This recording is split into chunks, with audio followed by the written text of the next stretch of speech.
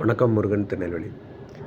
ஒருவனும் விளக்கை கொளுத்தி மறைவிடத்திலேயாவது மரக்காலின் கீழேயாவது வைக்காமல் உள்ளே வருகிறவர்கள் வெளிச்சம் காணும்படி அதை விளக்கு தண்டின் மேல் வைப்பான்.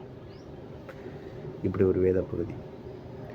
ஒரு வீட்டில் விளக்கு ஏற்றி வைக்கிறோம் அப்படின்னா அந்த வீடு முழுவதும் வெளிச்சமாக இருக்கணும். வாசப்படி எங்கே இருக்குதுன்னு மற்றவங்க அந்த வெளிச்சத்தின் வழியாக உள்ளே வரணும் அப்படின்றதுக்காக தான் அந்த வெளிச்சத்தை வைக்கிறாங்க. தவிர யாரும் வராதபடி கட்டிலுக்கு கீழே விட்டு ஒளிச்சு வைக்க மாட்டோம். இல்லை யாரும் தெரிஞ்சிடாத மாதிரி ஒரு மூடி போட்டு மூடி வைக்க மாட்டோம்.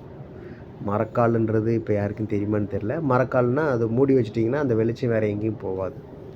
அந்த மரக்காலுக்குள்ளே தான் இருக்கும். இப்படி யாரும் இருக்க மாட்டாங்க.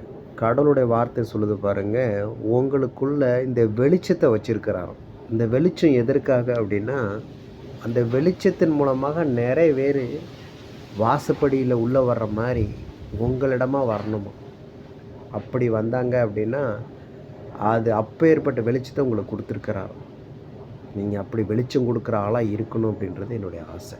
Okay, God bless you.